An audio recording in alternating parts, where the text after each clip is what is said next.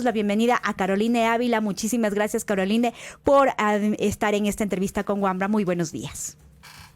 ¿Qué tal? Muy buenos días. No sé si me escuchan. Quisiera Perfecto y primero claro. confirmar si estamos bien con el audio. Sí, perfecto y claro, Perfecto, le gracias. escuchamos. Bueno, Qué bueno, qué Caroline, gusto poder saludarles. A las sí, órdenes. igualmente. Bueno, hagamos memoria un poquito, regresemos al día del debate. ¿Y qué fue las sensaciones un poco que a Caroline le dejaron? ¿Qué fue lo que, porque mucho se ha dicho, por ejemplo, que Daniel Noboa, digamos, fue la sorpresa del debate, pero efectivamente, ¿qué fue lo que el candidato pudo haber dejado en este debate que de alguna manera hace dejar esta sensación, ¿no? De que él fue el que de pronto capitalizó este debate. Cuando se habla de debates en política y en el ámbito del análisis del discurso, que es el tema de mi materia, diremos, una de las cosas que es importante gestionar es la expectativa, ¿no? Había mucha presión, muy alta expectativa sobre un grupo de candidatos que eran Luisa González, Otto Sonnenhosner, Jan Topic y probablemente algunos dos más conocidos, porque se les había ya reconocido en materia de debates, que eran Yacu Pérez y Javier Herbas. Por quienes no se tenía conocimiento, por lo tanto la expectativa era mucho más baja, era por los otros nombres, que en este caso serían Daniel Noboa, Armijos, en fin. ¿Qué sucede cuando la expectativa está baja y usted está viendo un programa? Cualquier cosa que se presente le sorprende. Punto número uno. Entonces, no tienes posibilidad de equivocarte a no ser que te mandes expresiones como las que Bolívar Armijos se mandó. Y sin embargo, Armijos no pierde votos, se queda igual, diremos así, como está. Pero ¿qué es lo que hace Daniel Noboa? Daniel Noboa sorprende en la medida en la que tenían la población tan baja expectativa de él, que todo lo que hace llama la atención, indistinto si lo que dijo fue o no materia de retención. Simplemente no se peleó, simplemente habló de corrido, utilizó lenguaje técnico y eso llamó la atención. Eso en la mayoría de una población que estaba en ese minuto en el segmento de la alta indecisión. Recordemos también que un par de días atrás la población había estado en conmoción por el asesinato de Fernando Villavicencio. Entonces, evidentemente había una mayor atención a lo que se podía decir en el debate. La siguiente cosa que hay que llamar como detalle adicional es que así como uno, diremos, logra resaltarse porque había baja expectativa, también los otros pierden porque el modelo del debate y el rol de los moderadores fue un desastre. Interrumpen hasta las réplicas y fue lo primero que les pasó al menos a tres de los contendores. Estamos hablando de de Otto Sonnenhosner, Bolívar Armijos y Luis. Luisa González. Esas interrupciones de inicio forman un pésimo precedente para la audiencia. No hay tal cosa como segunda impresión, se sabe. Entonces, la primera impresión fue la interrupción a Luisa González en su réplica, fue la interrupción a Otto Sonnenhosner en su minuto de respuesta, y no se diga lo que le pasó a Bolívar Armijos. Eso es un grave error. El moderador no debe interrumpir. El moderador debe orientar, pero no interrumpir. Al hacerlo, lo que hizo fue inmediatamente cuestionar la capacidad del candidato o la candidata, en este caso, ante la audiencia como primera impresión. Un grave error.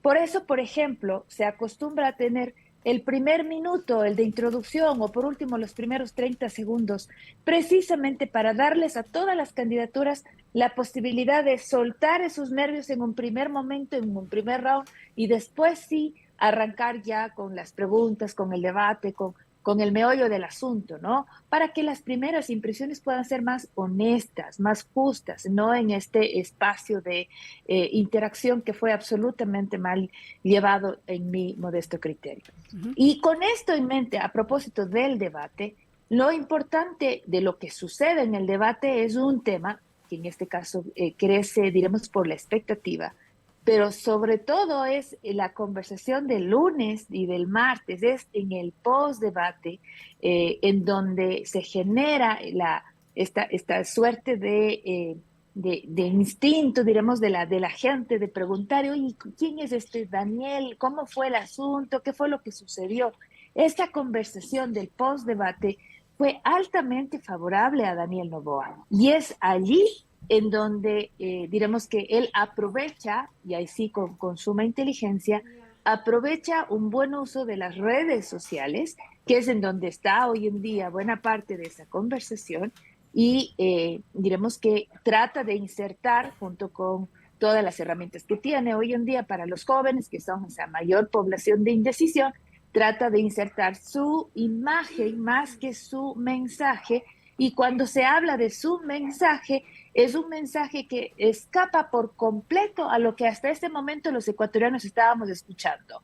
Es un mensaje en donde no se habla de culpas, no se habla del asesinato, es más, ni siquiera se habla de seguridad, ¿no? Es un mensaje fuera del anticorreísmo, del anti o del pro-correísmo, si se quiere, pero anti-lacismo o anti lo que sea.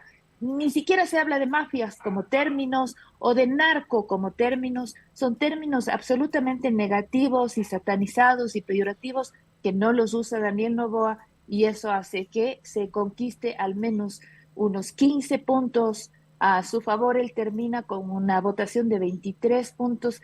Él estaba en las encuestas entre el 3 y el 4%. Imagínese usted cuánto incrementó. Ajá.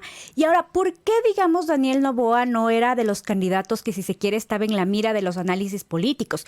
De alguna manera, el peso de lo que fue su padre, de las campañas que hizo Álvaro Noboa en su momento, ¿calgó, digamos, en su mochila? Partió muy mal. Recuerde usted que cuando él pronuncia su interés de lanzarse a la candidatura, lo primero que vimos fue un video de su padre diciendo que él también quiere ser candidato y que aceptaba la petición del pueblo ecuatoriano. Y este iba a ser, si no me equivoco, su sexto intento. Evidentemente ya raya en la caricatura, y eso obviamente le perjudica la entrada de Daniel Noboa. Él hace una campaña en territorio sencilla, bastante silenciosa, diremos así.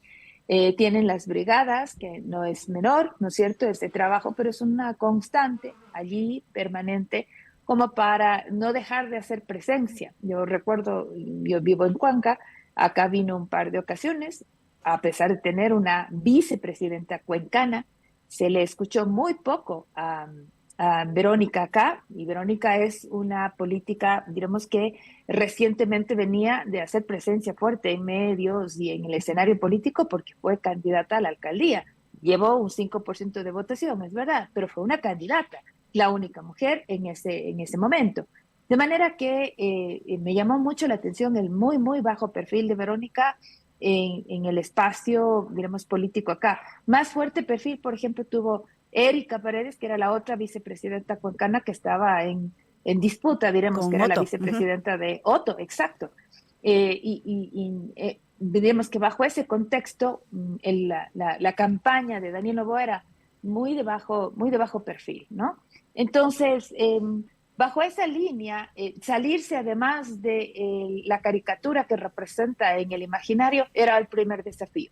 Pero lo que hacen, que me parece sumamente inteligente, y por eso es que ese post-debate suena bien, es que utilizan en el ámbito y la clave y el código del TikTok y el código de las redes, utilizan esa imagen que ya es todo un personaje, Alvarito, en las redes, ¿no es cierto?, para encaramarse en él y generar mayor visualización de este nuevo Noboa, este Noboa 2.0, que puede tener cierto apego, ¿no es cierto?, en una población que tampoco conoce a Álvaro Noboa como tal, salvo el personaje mimetizado, perdón.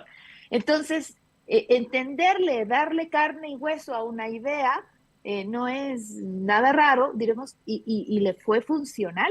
Es decir, la marca Noboa en términos comerciales y en términos políticos puede ser utilizada para este candidato, de hecho lo fue, y explica también cómo le dieron soporte en estos últimos 10 días de campaña para poder crecer como creció. Es decir, Para el imaginario del ecuatoriano, el apellido Noboa no era un apellido desconocido, no había mucho más que decir. Se sabe que era un político y que se sabe que es el hombre más rico del país. Y de esa familia, de esa cuna, viene este candidato joven que además no le habla de desgracias, que además no quiere pelear, que además no está en la consigna y en la pugna correísmo, anticorreísmo, y que tiene un trabajo en territorio silencioso, pero que es constante.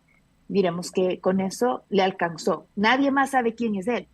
Lo interesante es que recién ahora comienzan a entender qué es esto de Daniel Noboa y él mismo ha comenzado a trastabillar en algunas de sus primeras iniciativas, ahora sí ya hablando fuerte y claro de sus propuestas en medios que ya le comienzan a prestar más atención.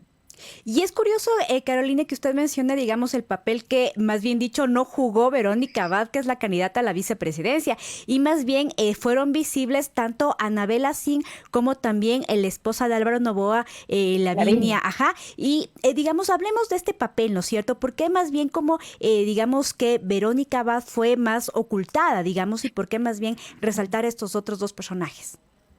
Yo creo que el equipo de campaña debe saber que el ticket de la vicepresidenta en este minuto le resta votos. Debe saber eso. Con todo respeto, no estoy diciendo para nada que no tenga Verónica atributos que puedan ser atractivos para el sector de la derecha más conservadora de este país, que sí lo existe. Ella sí tiene, y porque lo ha tenido, un discurso político muy fuerte por el tema del liberalismo, por el tema del empresariado, por la menor presencia del Estado, en fin, absolutamente contrario, diametralmente opuesto a lo que se le escuchó decir a Daniel Noboa en términos ideológicos. Ahí no está Verónica Abad, en absoluto. Entonces sí me llamó la atención que creo que no han conversado en términos ideológicos esas dos candidatas. Deberían tomarse un cafecito con Motepillo, seguramente, y enterarse bien qué piensa el uno y qué piensa el otro. En términos, por ejemplo, de derechos de mujeres, acá en Cuenca hay un activismo profundo y fuerte. Sabemos que no se trata de un solo feminismo, sabemos que hay muchos feminismos y corrientes asociadas al feminismo, diremos, en términos más amplios. Aquí estoy simplemente parafraseando a mi amiga Silvana Tapia. Y en este ámbito en particular, si bien es cierto, Verónica Abad ha tenido un trabajo más filantrópico, digamos así, con causas sociales, con mujeres y empoderamiento de mujeres y emprendimiento de mujeres. Sabemos que esa es una línea, pero no es la única, y mucho menos desde la filantropía. Entonces, ahí tal vez en el ámbito de lo filantrópico puede congeniar muy bien con el sector empresarial y Novoa es eso, como empresa, como empresario además, se mira desde la filantropía ese tipo de gestos, pero la filantropía no resuelve y ahí se necesita política pública.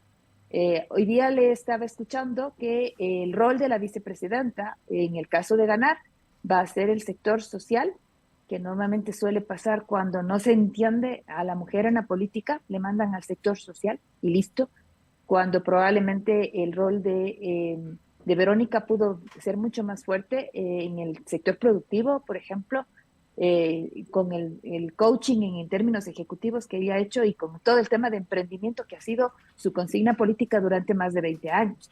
Le van a mandar al sector social, diremos, no creo que tenga mucha información ella al respecto, pero si eso es lo que le van a manejar, es simplemente volver nuevamente a la vicepresidencia un rol, una figura más bien estética. Y por eso entiendo también el rol de su madre y de su esposa. Están en este cuadrante desde lo estético, ¿no?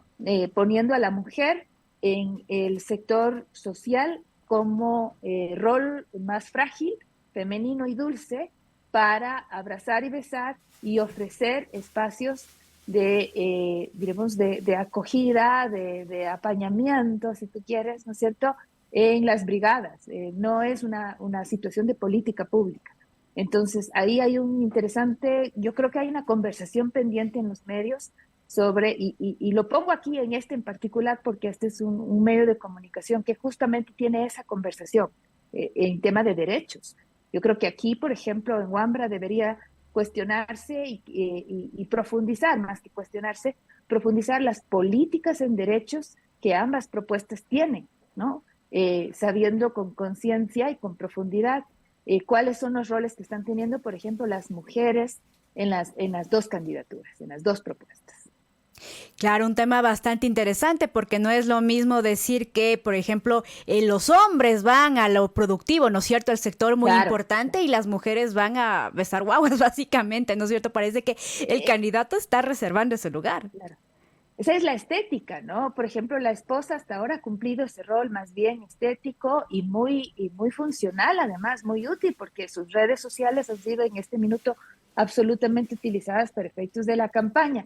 La otra vez me escribían del New York Times, si no me equivoco, eh, ¿quién es Lavinia? Bueno, obviamente Lavinia no está en mis redes. Yo me reía, digo, bueno, yo tengo 46, Lavinia creo que tiene 20 años menos que yo, y 25. se me Ujú. reían, exacto, se me reían del otro lado, digo, lo siento, no está en mi Instagram, pero básicamente esa es la gran diferencia. Entonces, ¿y cuál va a ser su rol? Desconocería absolutamente.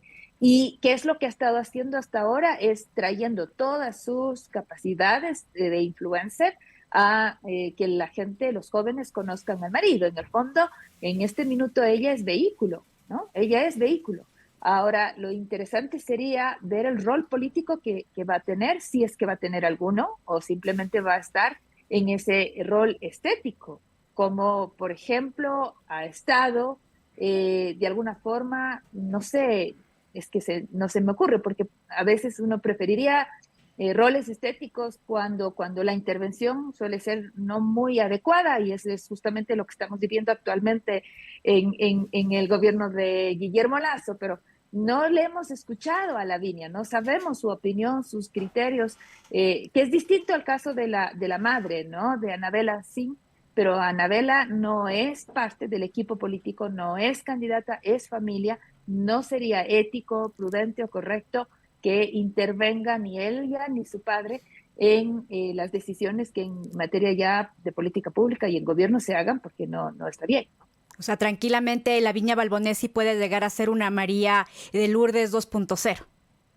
Lo ha dicho usted, no lo he dicho yo. Y bueno, pasando más bien a la otra tienda política, ¿qué pasaría con Luisa González? Porque básicamente también en esta tienda, digamos, se ha mencionado que Andrés Arauz pasaría, por ejemplo, a ocupar la parte económica y Luisa González más bien estaría en otros sectores. También no se reproduciría un poco este rol. No creo, porque varias razones. Primero, no es el vicepresidente, no es la vicepresidenta, es la presidenta. Entonces, obviamente la presidencia tiene un rol absolutamente distinto, y eso implica hacerse cargo de toda la conducción del país. La vicepresidencia, por constitución, tiene un encargo específico que la presidencia le otorga, le asigna. Entonces, no hay esa suerte de que se hace cargo usted presidente y que se hace cargo usted vicepresidente. No hay eso para el presidente. La presidenta, en este caso, si es que llega a ganar Luisa González, ella se haría cargo de todas las instancias y las decisiones están bajo su responsabilidad. Otra de las cosas que tiene que hacerse desde la presidencia es la distribución del trabajo, en el fondo, ¿no? Y el seguimiento del trabajo y administrar las decisiones de priorización de ese trabajo. Estoy tratando de recordar, por ejemplo, lo que hacía Rafael Correa en su momento, que en principio, siendo el mentor y el modelo bajo el cual trabajó Luisa González, asumiría yo que lo replicaría, y hasta cierto punto esa justa fue la experiencia que nos han contado que ha tenido siendo jefa de gabinete y estando vinculada a la administración en Carondelet, cuando estuvo trabajando en la Revolución Ciudadana, cuando la Revolución Ciudadana era gobierno, digamos, ¿no? Entonces, me parece a mí que ese tipo de experiencia en administración pública le va a servir para seguir, digamos, dando seguimiento a las, valga la redundancia, a las acciones más específicas que además, con todo el sentido de urgencia, deberían tener en este año y medio de funciones en el caso de ganar la Revolución Ciudadana. Por esa razón sería absolutamente distinto tener una mujer en la presidencia con hecho cargo, diremos, de todas esas decisiones versus el encargo de funciones a la vicepresidencia. Luego, en el ámbito de la Revolución Ciudadana, las dos veces que ha habido vicepresidentes, ya sea Lenín Moreno en su momento y Jorge Glass después, ambas vicepresidencias se han caracterizado por tener roles muy específicos y de muy alta trascendencia. Recordemos toda la política en materia de discapacidad que fue articulada en su momento y ahora, diremos, en la siguiente administración de 2013 fue toda la política en materia energética, razón por la cual de hecho se vio tan comprometido en lo posterior Jorge Glass. Y esa fue su responsabilidad y todas las líneas estratégicas. Entonces, no fue menor el encargo, diremos así, a la vicepresidencia. Hoy, en esta actual administración, se intentó hacer ese encargo, que era en materia de salud, recuerde usted. La diferencia fue que en materia de salud y en materia de inclusión social, también tienen, diremos que ministros muy fuertes, muy expuestos, que muchas veces compiten con el ministro Borrero, con el vicepresidente Borrero, perdóneme, y eso le han dado un rol ni siquiera diría yo secundario, casi que terciario, a quien se suponía iba a ser el gran articulador del sector salud. No se le ha visto como tal, a pesar de que ha tenido un encargo puntual de un sector estratégico. Lo que no se le ha encargado, por ejemplo, al vicepresidente Borrero, es la presidencia cuando viaja Guillermo Lasso. Esos encargos no han habido. Pongo así como detalle. Y ahora ya, de cara a la segunda vuelta, ¿qué le faltaría a la candidata Luisa González? Porque me da la impresión, bueno, ella se ha querido, digamos, de alguna manera pintar como una mujer empoderada que justamente llegaría a ser la primera mujer en ocupar la presidencia de la República, pero da la sensación como que no le ha alcanzado lo suficiente. ¿Qué le falta, digamos, como para superar este techo de votos, además que ha logrado en las últimas elecciones la Revolución Ciudadana para... digamos, además como ella, ¿no es cierto?, como figura. Se ha criticado mucho la gestión comunicacional de la campaña de la Revolución Ciudadana. Yo no estoy informada de los detalles internos. Leo desde la academia y desde las reacciones y desde lo que todos vemos, pero ciertos conocimientos técnicos me permiten interpretar algunas de las decisiones que se hacen visibles. Y no hay que ser injustos con el momento y lo que ha vivido, no solo esa, sino todas las campañas.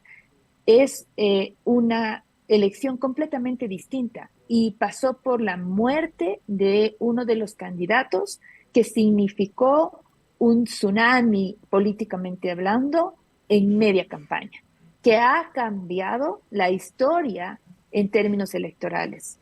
No se le puede negar, tanto para el movimiento Construye como para la Revolución Ciudadana, que son los dos principales, diremos que espacios políticos de mayor intervención, de mayor afección, si se quiere, por esta tragedia. Distinto, aquí yo no me quiero meter en las narrativas, porque obviamente son esas narrativas las que conducen a este cambio y a esta circunstancia electoral distinta, pero había un curso distinto hasta ese 9 de agosto. El resultado en este minuto no se puede decir si fue o no buena la campaña, si le alcanzó o no le alcanzó, porque este resultado todo es un multiverso distinto, si queremos utilizar el término de los muchachos. Estamos viviendo otra realidad que cambió a partir del 9 de agosto. Otro hubiese sido la circunstancia, y ahí sí no sabemos si todo lo que hizo la Revolución Ciudadana en su campaña al armar la marca Luisa González, toda la trastienda detrás de esa candidatura haya sido o no eficiente para llevarle hasta el 20 de agosto a la victoria en una sola vuelta, que era la promesa cumplida. Hay mucha gente que critica esa promesa y dice, no iba a pasar. Yo no soy capaz de decir eso y no soy capaz de criticarlo porque hubo una tragedia el 9 de agosto. Después de eso, todo cambió y lo que cambia precisamente es la necesidad de retener votos.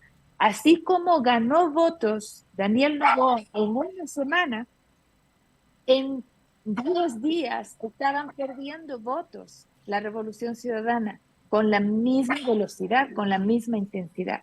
El debate hace que se frene la pérdida de votos, a pesar de todo el profundo cuestionamiento que sí, es verdad, tuvo porque no fue del todo eficiente. El ya lo hicimos, parecía que estaba reteniendo la base nada más, que es lo que yo he dicho, y no necesariamente le habla a ese voto indeciso, pero porque la prioridad cambió. Y en este minuto tenemos el resultado que tenemos en las 8 candidaturas, ¿verdad? ¿Cuál es el nuevo escenario? Esa fue su pregunta. Cuando hablamos de un nuevo escenario, yo creo que se requiere refrescar. Es una nueva campaña, segundas vueltas se vuelve a cero, y lo importante aquí es contar con esa base que sí tiene Luisa González como voto duro, que no tiene Daniel Noboa como voto duro, que esa es la diferencia.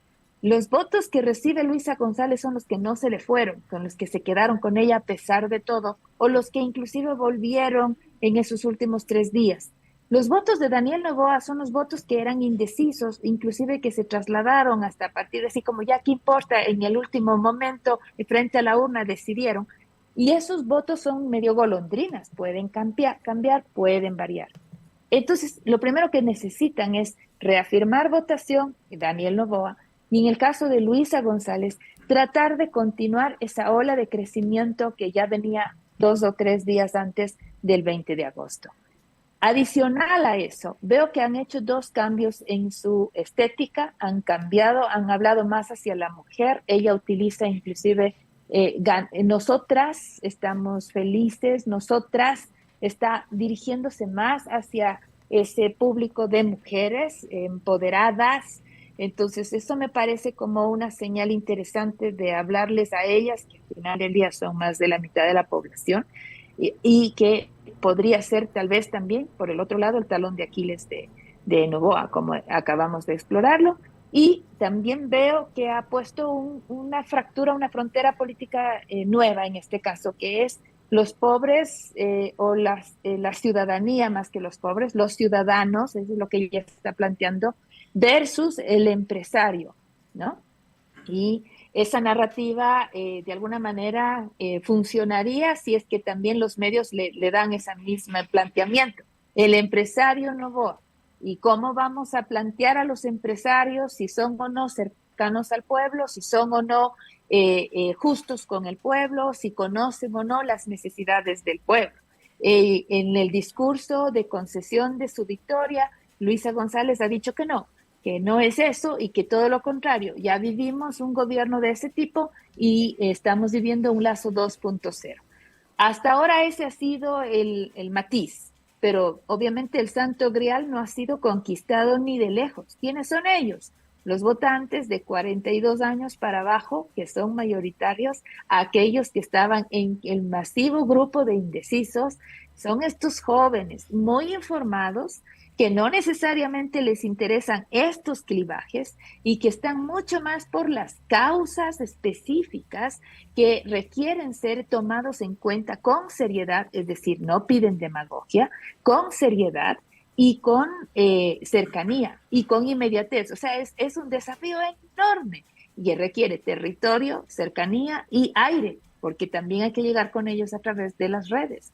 Entonces, el desafío va a ser grande, me parece que va a tener que afianzar la izquierda, qué duda cabe, derecha versus izquierda va a estar patente aquí, va a tener que ser transversal en términos de geografía, porque es una candidatura que en este minuto domina en la costa, pero necesita la sierra, necesita situarse más en el centro, de ahí que Leonidas Issa podría ser un personaje que se recupere, diremos, en esta segunda vuelta, y el trabajo, sobre todo en el campo y en el sector indígena, será fundamental para poder rasguñar allí un poco más de votos, una buena conversación en materia de derechos, me parece que le va a hacer falta, sobre todo porque en temas de educación, por ejemplo, y de salud y bienestar, la Revolución Ciudadana tiene de dónde rasguñar un poco más de ventaja. En fin, no es fácil porque las alianzas políticamente hablando no le favorecen. En segunda vuelta la politización es todos contra Correa